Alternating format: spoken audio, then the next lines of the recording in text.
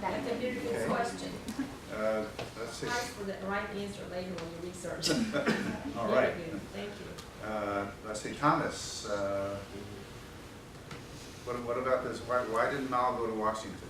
Because, well, for one, he said now he was extremely proud, and he believed that I think that it was the general attitude in China at the time, was that they were better than America, so like, the America should come to them, they would, oh, and there was the whole thing with a past diplomat had like spurred them. Yeah, that's right. That's So they felt like that by having Nixon come there or sort of apology. yeah, the American Secretary of State Dulles in the 1950s went to Geneva, where the Chinese official Zhou Enlai was, and allegedly refused to shake hands with him. So that's why the handshake on the cover there of Mao and Nixon was an historic handshake, because previously the U.S. had refused to shake hands. And finally, Eric, do you have any views? to Well, contribute? I think that Nixon visited Beijing because the U.S. wanted to make peace with China instead of the other way around. And just to like show respect, he decided to go over to China, plus Mao's health was not good. Okay. These are all good answers, and I'll add an additional answer. What do you think would have happened if Chairman Mao had shown up in Washington, D.C. after 20 years of American coverage of China, describing Mao as a mass murderer, describing Mao as one of the worst leaders in history? What would have happened if he'd shown up in Washington, D.C. a year before Nixon is running for president? I mean, I think, go ahead. I mean, Mao might have gotten killed, first of all. Certainly there would have been security problems, Yeah, and I mean, I don't imagine that the American public would have been too happy with it, like the whole like anti-communism thing, especially for Yeah. Nixon. And I don't think Nixon would. The question that I asked my students when I was in China was, why are the Confucius Institutes, 孔子学院, why is it called 孔子学院 rather than 毛泽东学院? Good question. What do you think they said? This is Chinese students or college students just a little older than you. Because Confucius was a legendary philosopher, whereas Mao just killed a lot of people. Well, that I think is probably the correct answer. My students were more diplomatic. One of them said, well, Professor Holbrook, maybe Chairman Mao's reputation overseas is not so good. Right.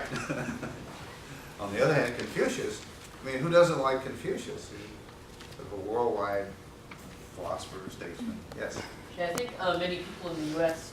Would have considered Mao, maybe aside from Stalin, one of the worst human beings alive at the Yeah, time. no, that's right. So it would have been just horrible if all these colleges were endorsing Mao. All these colleges Yeah, or? colleges, universities, institutes, everything. In terms of having an institute, oh, sure.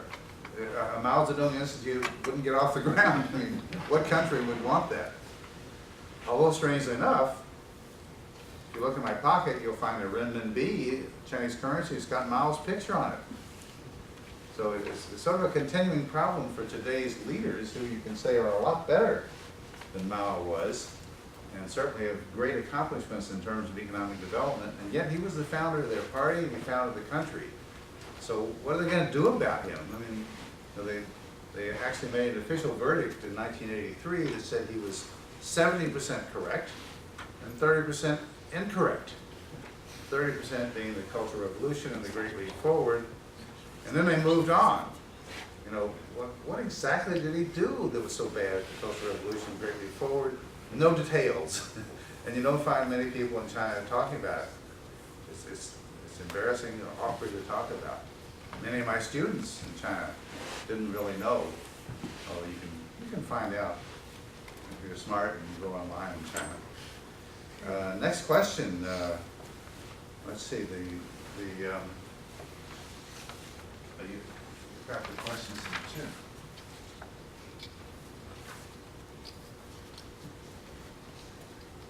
the effect on American allies, Japan, Taiwan, the Soviet, and also the Soviet Union.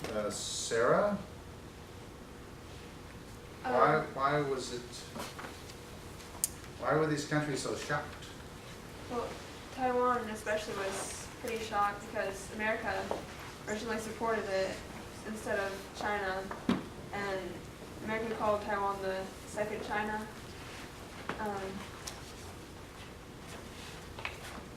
Okay. So, That's Taiwan. And let me turn to Griffin to talk about, how about Japan?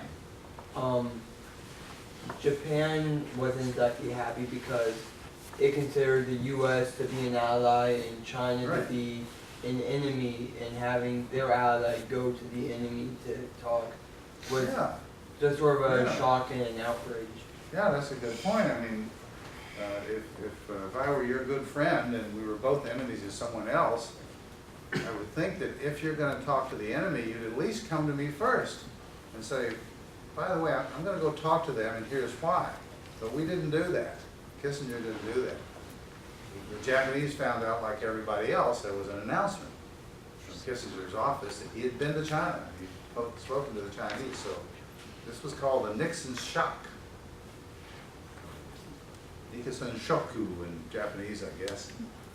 And then what about the Soviet Union, Lynn? The Soviet Union was really worried because the Soviet Union and China were working together, but then recently became enemies. And so two powerful enemies were joining together. Yeah, oh, right. And in a sense, the Soviets were the most shocked of all, that, suddenly, well, of course, they had bad relations with China, but they had vastly superior military power compared to China. But if you think of China tied up with the United States, that's another picture entirely. The U.S. forces being roughly the equivalent of Chinese forces. Going back to Taiwan, at that time, when Kissinger went to Beijing to China, where was the American embassy to China? It was in Taiwan. It was in Taipei. So at the time that we recognized another, you could say another country as being in control of China, we actually sent a high official to the rival that we didn't recognize. So probably Taiwan got the biggest shock out of it because they've been ruling the roost for 25 years, receiving American ambassadors to China. The U.S. had treated them as being in charge of all of China, when actually they were only in charge of all of Taiwan. At that time, the population of Taiwan, might have been 14 million people. And what was the population of China in 1971? What, 800 million people versus 14 million people? You can see the disparity there. And that's why for many years people criticized U.S. policy. So it's not realistic. Sure, you don't like the communists, and yet they're clearly in control. Someone else had a comment? Yes. It was also more of a major problem for Taiwan because Taiwan is almost entirely dependent on U.S. and other international support for its very survival. Because if we didn't support Taiwan, China would take whatever opportunity it had to invade and retake Taiwan. Right, yeah. So Taiwan was not only shocked; they were afraid. Our main ally seems to be deserting us. What's going to happen to us? Let's see. Let's move to my next question about the terrific gamble Yes. point.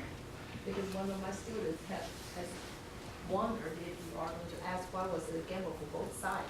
Well, I'm going to ask that right now. In fact, Good. that's Tori. Tori. Yes. Well, to China, the gamble was they wanted new access to technology as well as like strategic information for warfare. And for the U.S., it could lead to China's help in pressuring North Vietnam to negotiate an end to the war. And it could benefit both countries by providing a counterbalance to enemies like Japan and the Soviet Union. And if it was not successful, the Chinese-American relationships would be the same as they were in the 1960s. Okay, and if it was not successful, what would people in the United States think? again, Nixon is gonna be up for election in just a few months after this trip. They would definitely. It was a failure, yeah, okay, yes. It probably would have shut off that opportunity for another generation. If it failed the first time, people would have wanted to go for it again. But then the other allies would be more angry at the U.S., who would have lost a lot of ground in East Asia. And if the goal was trying to become better allies with China, try to gain more stability, security, another ally in that region, if we don't make an ally out of China, and Taiwan, Japan, and Korea are more angry at us, then the situation can just become a bit more dangerous. Yeah. That's, I think, certainly one of the reasons that the initial trip was secret by Kissinger. Ben? Where's Ben? Oh, you're Ben, sorry, okay. I've already, you were assigned that also. Eileen? That's me. Okay. I feel like it was sort of a win-win in the end for both sides, just because the Chinese-U.S. relations did improve, and I mean, all of the Chinese leaders since then have been here, am I correct? Every Chinese leader yeah, since then has come to the been U.S. here, yeah. and like it opened up a more trading and just better relations for both countries. So I feel like both of them really won that gamble. Was the part of the book that I assigned, did it say something about initially Nixon, the U.S. side, wasn't sure that they would meet with Mao? Did that seem a little strange to you? I mean, suppose Nixon went all the way out there and was refused a meeting with Mao. I'm sure there were a bit